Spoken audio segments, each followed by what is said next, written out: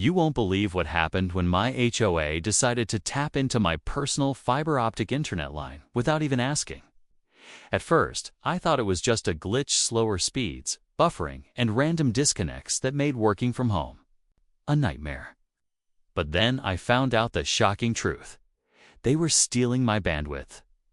Yes, the very people in charge of our neighborhood's rules and regulations were secretly piggybacking on my ultra-fast fiber connection. It felt like a total invasion of privacy, like someone sneaking into your house and using your stuff without permission. For weeks, I tried to figure out what was going on, checking every wire and running speed tests. The more I dug, the more obvious it became. My internet wasn't just slow, was throttled, held hostage by this unauthorized tap. And here's the kicker.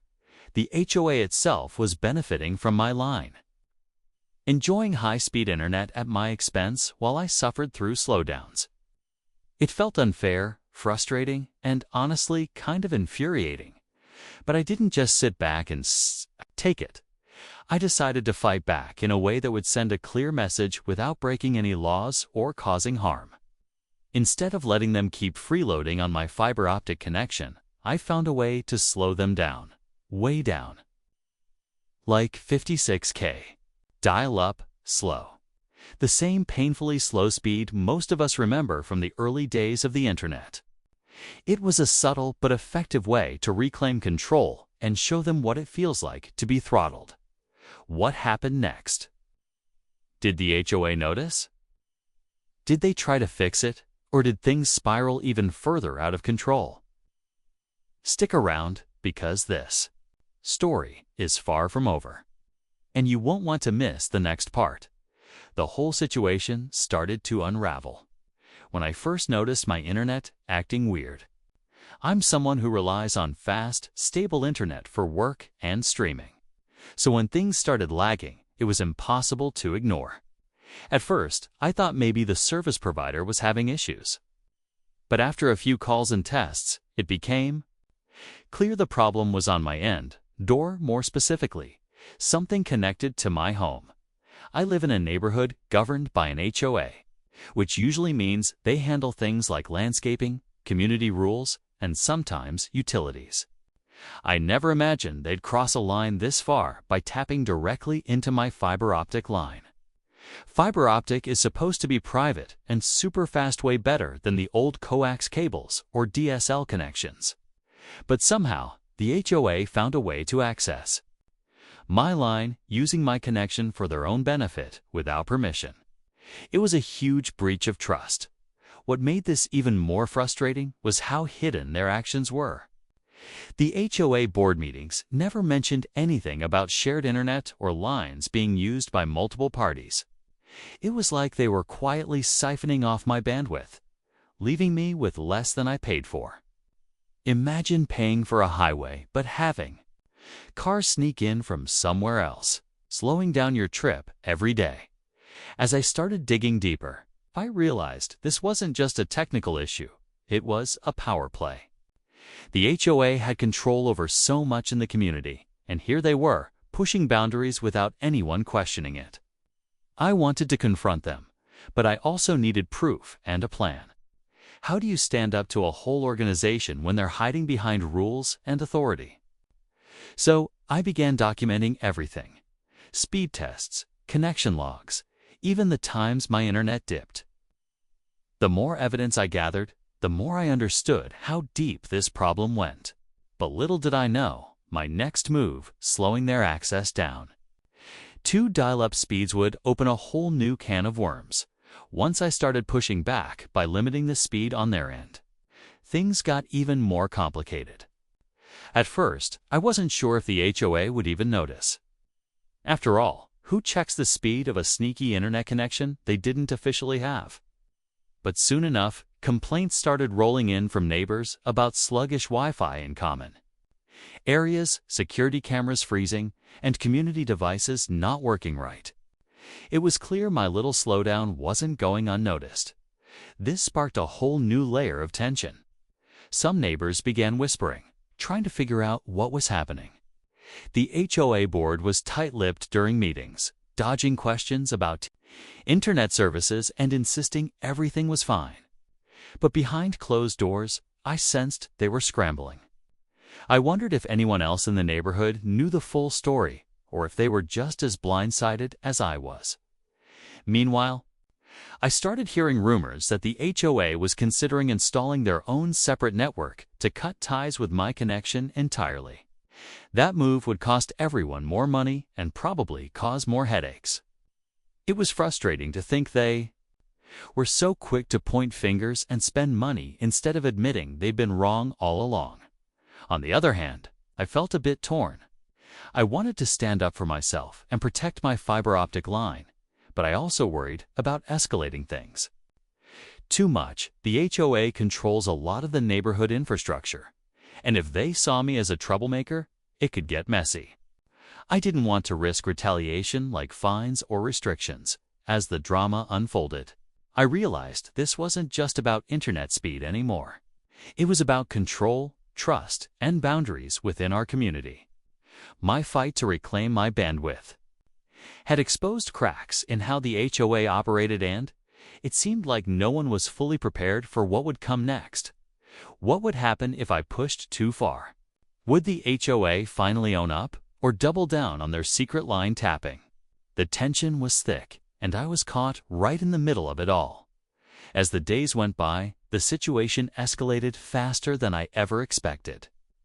The HOA's quiet denial turned into thinly veiled frustration, and I could sense their patience wearing thin. I started getting subtle messages of technical emails warning about unauthorized interference with community services, vague references to network stability, issues that needed immediate attention. It was clear they knew it was me slowing down the connection, but they weren't ready to admit their own wrongdoing. Meanwhile, my neighbors were caught in the middle, some confused and annoyed by the spotty internet in shared spaces, others quietly supportive once I hinted at the real cause. The community was becoming divided. On one side, the HOA board members trying to hold their ground and maintain control. On the other, residents beginning to question if the organization had overstepped. I started wondering if I'd pushed things too far. What if this back-and-forth spiral led to bigger consequences? The HOA had resources and influence. What if they used them against me somehow? There was a growing sense of unease as I realized this was no longer just a technical battle over bandwidth. It was turning into a full-blown standoff at the same time. I was gathering even more proof logs showing unauthorized access times. When their devices clearly drew from my fiber optic line and the impact it had on my internet speed, I was ready to confront the HOA with everything laid out. But deep down, I knew this could blow up in ways nobody expected. Then came the night when my internet went completely dark for hours. No warning, no explanation.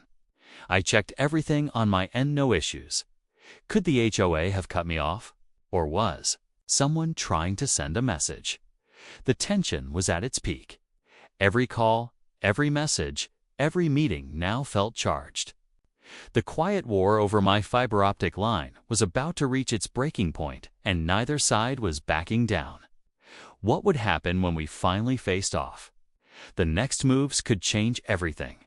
When my internet went dark that night, I knew something was off. It wasn't just a technical glitch. My equipment was working perfectly, and I had backups in place for situations just like this.